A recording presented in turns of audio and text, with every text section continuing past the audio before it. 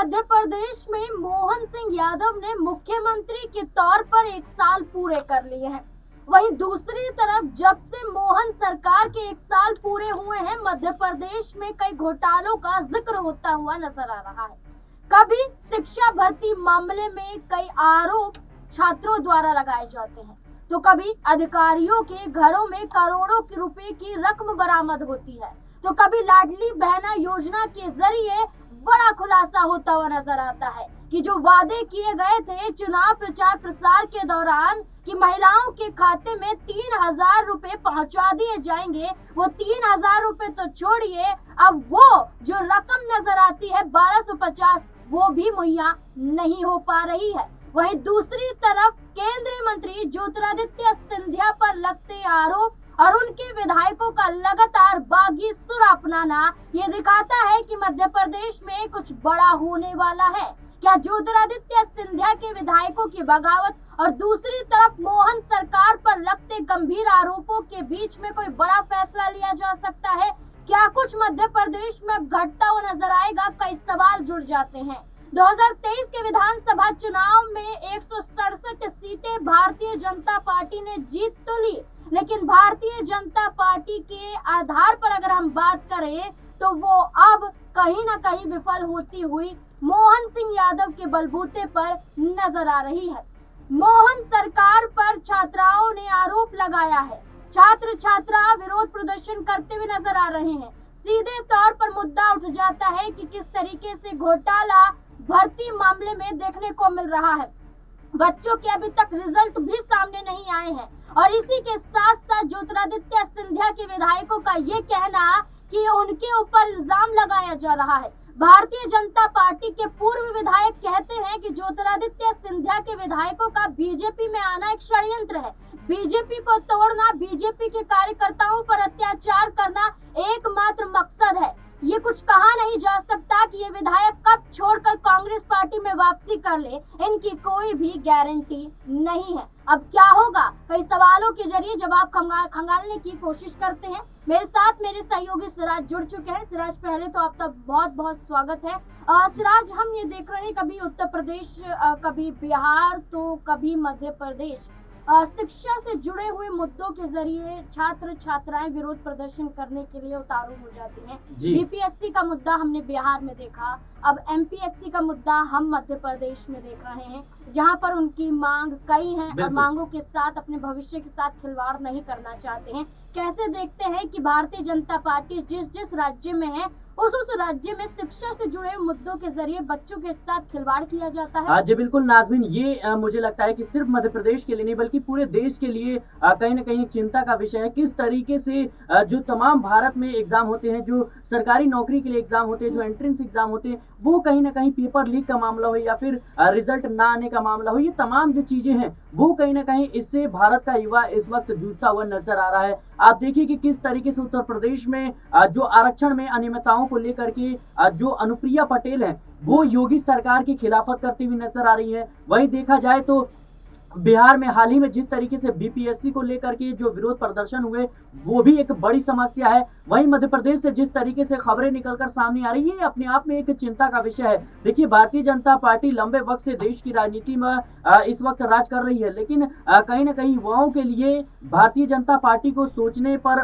मजबूर होना पड़ेगा, क्योंकि देखिए अभी जिस तरीके से तमाम राज्यों में, चाहे वो मध्य प्रदेश हो, बिहार हो या फिर कोई भी राज्य को आप उठाकर देख लीजिए, वहां पर कभी ना कभी या किसी न किसी पेपर की जो लीक होने की खबरें हैं वो लगातार चलती रहती हैं। अगर परीक्षा हो जाती है तो फिर नौकरी में देरी होती है, कहीं ना कहीं नौकरी लग भी जाती है, तो तमाम तरह की चीजें जो हैं उन्हें झेलना पड़ता है। तो जाहिर सी बात है, जिस तरीके से ये मध्य प्रदेश में हो रहा है और जो मध्य प्रदेश में जो छात्र, जो कह सकते हैं विद्यार्थी हैं, जो छात्र छात्राएं हैं, उनका जो एक प्रदर्शन है वो खुले तौर पर अब सामने आ गया। और देखिए मध्य प्रदेश में जिस तरीके से अभी ये देखने को मिल रहा है, आप याद कीजिए कि ठीक मध्य प्रदेश में जब विधानसभा के चुनाव समाप्त हुए थे उस वक्त जो शिवराज सिंह चौहान थे उनकी मुख्यमंत्री बनने को लेकर के लगातार दावे किए जा रहे थे, क्योंकि देखिए शिवराज सिंह चौहान मध्य प्रदेश की राजनीति में एक बड़ा चेहरा है और जाहिर सी बात है कि उन्होंने लाडली बहना योजना का ऐलान किया, उसके बाद से लाडली लक्ष्मी योजना, इन तमाम योजनाओं के जरिए भारतीय जनता पार्टी को जीत मिलती है। लेकिन अब जिस तरीके से जो खबरें निकलकर सामने आ रही है कि उसके जरिए कहीं ना कहीं उसमें भी अनियमितता पाई जा रही है और जिस तरीके से जो पैसे हैं वो सही ढंग से नहीं पहुंच रहे हैं लोग। मैं टोकना चाहूंगी यहाँ पर कि शिक्षा से जुड़ा हुआ मुद्दा तो सामने आ जाता है, लेकिन उपचुनाव में एक बड़ा मुद्दा निकलकर भारतीय जनता पार्टी के तहत सामने तब आया जब विजयपुर का भारतीय जनता पार्टी उपचुनाव हार जाती है। उपचुनाव हारने के बाद भारतीय जनता पार्टी संगठन द्वारा आरोप लगाया जाता है कि सिंधिया की वजह से वो चुनाव हारे हैं, जिसमें ये कहा गया कि वो प्रचार प्रसार करने नहीं पहुंचे। अब ज्योतिरादित्य सिंधिया पर यही आरोप नहीं लगते हैं, बल्कि जब संसद के अंदर मौजूदगी पेश नहीं करते हैं एक देश और एक चुनाव बिल के पास होने को लेकर, तब भी ये कहा जाता है कि इन सांसदों के खिलाफ हम एक नोटिस जारी करेंगे। तो भारतीय जनता पार्टी इन सांसदों के खिलाफ उतर सकती है। वहीं ये सांसदों की मौजूदगी संसद के अंदर पेश न करना ये सवाल खड़े करती है कि क्या बीजेपी के खिलाफ है, बीजेपी से नाराज हैं। वहीं अगर हम बात करें तो सिंधिया के विधायकों ने भी ये जाहिर कर दिया है कि बीजेपी के साथ जुड़ना सबसे बड़ी गलती ज्योतिरादित्य सिंधिया की थी। यहाँ पर देखिए हम बात करते हैं सिंधिया के खास मंत्री हैं, विधायक भी हैं गोविंद सिंह राजपूत। उन पर आरोप शिवराज सिंह चौहान के समर्थक पूर्व विधायक लगाते हुए नजर आते हैं। यहाँ पर भूपेंद्र सिंह वो ये कहते हैं कि जब से ये लोग बीजेपी में आए हैं तब से बीजेपी मुश्किलों में आई है और बीजेपी को कहीं ना कहीं यही लोग धराशायी करते हुए नजर आएंगे और ऐसे लोगों को हम स्वीकार नहीं करते हैं। इनकी गारंटी नहीं है कि कब छोड़कर ये पार्टी को चले जाएं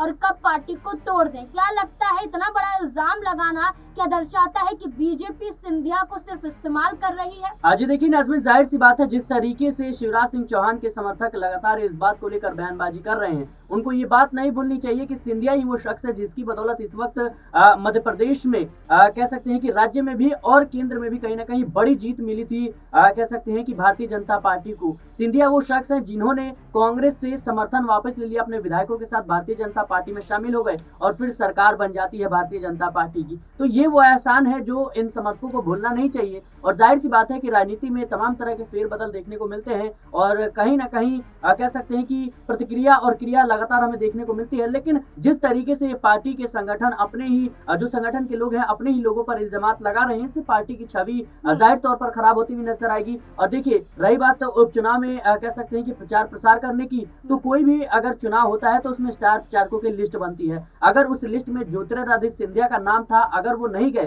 फिर आप उन पर सवाल खड़े कर सकते हैं। अब कोई कह सकते हैं कि बिना बुलाए नहीं जा सकता जब तक पार्टी हाईकमान का आदेश नहीं होगा। जाहिर सी बात है पार्टी आलाकमान जब तय करेगा कि किसको उस सीट पर लड़ना है, किसको वहां पर स्टार प्रचारकों की लिस्ट में शामिल करना है, किसको कौन सी जिम्मेदारी देनी है, तमाम जो चीजें हैं वो पार्टी आलाकमान तय करता है। और जिस तरीके से शिवराज सिंह चौहान के समर्थक लगातार कह रहे हैं कि इनकी वजह से कहीं ना कहीं जो भारतीय जनता पार्टी का बेड़ा है वो गर्क हो गया और भारतीय जनता पार्टी को तोड़ देंगे, तो फिर उन्हें अपने आलाकमान से सवाल पूछना चाहिए कि क्यों ज्योतिरादित्य सिंधिया को केंद्रीय मंत्री बना रखा है, क्यों ज्योतिरादित्य सिंधिया को अपने साथ जो पीएम मोदी है, गृह मंत्री अमित शाह है, उन्होंने अपने साथ जोड़ रखा है। आखिर कुछ चीजें होंगी या कुछ कह सकते हैं कि बातें होंगी जब भी ज्योतिरादित्य सिंधिया को अपने साथ भारतीय जनता पार्टी ने जोड़ रखा है, कुछ तो फायदा होगा। अगर ऐसा ही है तो फिर उन्हें अपने आलाकमान से सवाल पूछना चाहिए कि भाई ये तो हमारी पार्टी तोड़ देंगे, आप क्यों इसके साथ इनके साथ जो है जुड़े हुए हैं, आपने इनको क्यों केंद्रीय मंत्री बनाया है। ये तमाम सवाल सिंधिया से नहीं बल्कि अपने आलाकमान से पूछना चाहिए। देखिए बिल्कुल, वहीं जीतू पटवारी का जिक्र करें तो जीतू पटवारी लाडली बहनों के साथ साथ इन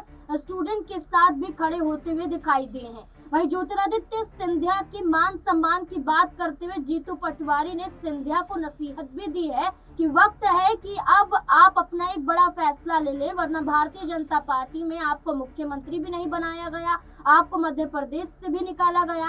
आने वाले वक्त में भारतीय जनता पार्टी के तहत आपका का पूरा वजूद खत्म हो जाएगा। अब देखना होगा, जीतू पटवारी तो संकेत दे रहे हैं कि कांग्रेस पार्टी में वापसी कर लें। क्या अपने 22 विधायकों के साथ फिर वापसी करते हुए ज्योतिरादित्य सिंधिया नजर आ सकते हैं? क्या कांग्रेस पार्टी की तरफ रुख करेंगे क्या ज्योतिरादित्य सिंधिया? बड़ा सवाल अभी भी बना हुआ है। देखना होगा कि अब ज्योतिरादित्य सिंधिया क्या फैसला लेते हुए नजर आते हैं। इस पूरे मुद्दे को लेकर अब आपकी राय क्या है? अपनी राय कमेंट सेक्शन में जरूर दें। देखते रहे SPN9 न्यूज़। धन्यवाद।